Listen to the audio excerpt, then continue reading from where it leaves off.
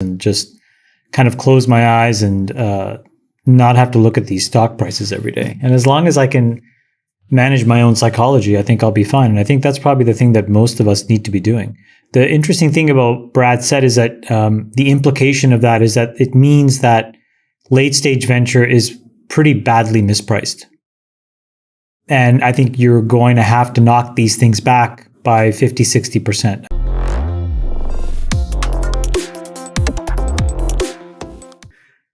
So I think the real question for entrepreneurs is, if you have the nth business, nth being not the first, not the second, but you're the 7th or 8th or 10th trying to go public, and all the 7 or 8 before you are gas-guzzling machines, you're going to pay a very heavy price to get public. And I think that that's the reckoning that we're starting to see. So I'm really interested to see how that plays out. I think you saw the first real big movement there yesterday, which was the Instacart print, right? We went from a $40 billion valuation to, I think it was 24. If you look at from February of last year, which was really the high for all of us, right? That's when we all thought we could do no wrong. You know, the comps to Instacart are off anywhere between 50 and 70%. You know, takeaway is off 70%, Uber's down 60%, DoorDash was down 55%. So these are some big moves. And so if you think about company building, this is why entrepreneurs have to pay attention to this stuff. You want to get money when money is cheap. But the problem is you can't control that timing. And so if you can't control your operating margins and your profitability, then you're going to have to go and basically pay somebody an enormously high price to get their money. And I think that's what's setting itself up to happen in a bunch of these markets. I think enterprise SaaS has always claimed long-term profitability.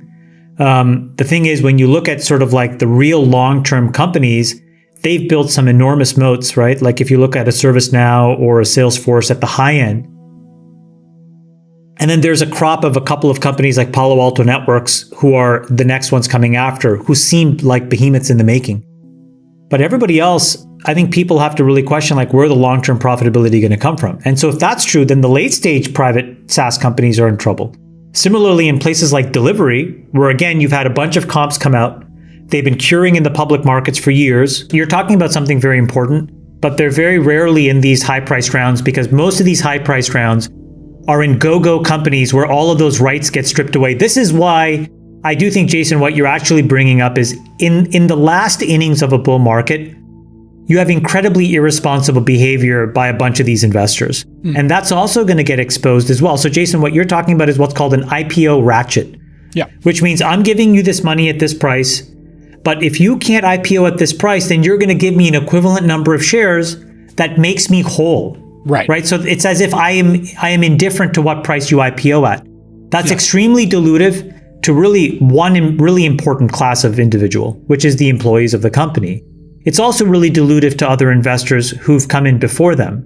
Neobanks are another example. Neobanks, the number of neobanks that have been funded at exorbitant valuations, where the problem is all of these financial services companies are essentially an arbitrage on rates, right? When rates are zero, they take that money at 0%, and then they can go and execute a business model, and sell that money at 1% and take the difference. But when their cost of capital is 2 or 2.5 or 3%, the whole business implodes on them. So you're going to see a bunch of these financial services companies get under pressure. Another example, Jason, is like all the low-end, bottoms-up SaaS companies. And the reason is because they spend their time inside of Google and Facebook doing customer acquisition and managing this very intricate dance of LTV to CAC. And when all of those input costs go up, their business implodes because you can't raise prices faster than the input costs are. And then all of a sudden your unit economics blow up. And in all of this, what is the salvation in a moment like this? It's being healthy gross margins, healthy contribution margins, and a realistic path to profitability, which means being EBITDA positive this year or within the next 2 years. If you can't show that you're, to use the famous Paul Graham adage, default alive in a moment like this, then you are a price taker, which means that you will have to pay probably a very high cost of capital to raise incremental capital to support a fundamentally fragile and non-resilient business model. Unless these private companies want to go dark for the next 3 to 5 years, meaning no sophisticated late stage investor doing around or going public, they'll be okay. But otherwise, they're going to have to reckon with a version of what Brad just said, which is the flight to quality problem. When in moments of uncertainty and high volatility, it's just more straightforward to go to the things that are reliable. And so, when you think in the public tech markets, what is a reliable must-own company? Well, I would put Snowflake in the list of these must-own high-growth software businesses, right?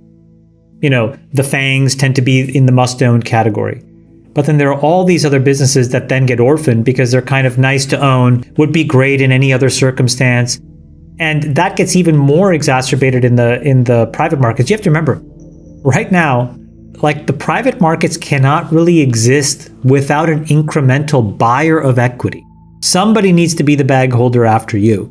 And the problem right now is that those folks have a lot more credible, safe, durable assets that they can own and not have to deal with all the crazy anxiety that comes with owning something that's high volatility. Like any person can wake up tomorrow and buy the S&P index, right? What Buffett would tell you to do. Just buy the S&P 500 index. That historically has compounded at around 8% a year if you reinvest the dividends. So you can do nothing, right? Get a basket of the 500 best companies in the world that are automatically selected for you based on revenue and profitability. You don't have to do anything. And that'll compound at 8%. That is effectively the risk-free rate if you want to own an equity. So if you're going to step into the late stage private markets and, buy some shares in, dingdong.com, you got to be rewarded for that, which typically means that there's a premium above the 8%. And what Brad is saying, it's actually more than double. In his case, what he's saying is it's 2.5 times. You got to clear 20% to you. If everything is held equal, just with the rise of rates, you have to reset those valuations between probably 15 and 40%, okay? At a minimum. But what Brad said is also true, which is if they then keep growing at a superior rate, they can get back to even. So meaning 18 months, they could also show up again at 40 and be net a wash. They could get unstuck. But a lot of hard work will need to happen underneath the covers of these businesses in the next 2 years for that to happen. When rates are zero, typically people are willing to pay 8 times revenue for a company. For every 100 basis point increase in rates, you decrease the valuation between 15 and 20%.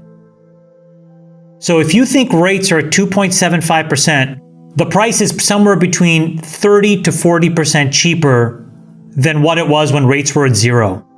So if you go back and you look at every TechCrunch article and every Bloomberg article and every information article, and you look at all those headline valuations when rates were at zero, we all just said rates are going to be somewhere between 2.5 to 3% at the end of this year. At a minimum, you have to haircut those things by 30 to 40% steady state, meaning the company is continuing to execute on all cylinders. If they have a downtick in their performance, then it increases that discount. If rates go higher, it increases the discount. But the basic way to think about this is for every 100 basis point increase in rates, you got to downtick that valuation by 15 to 20%.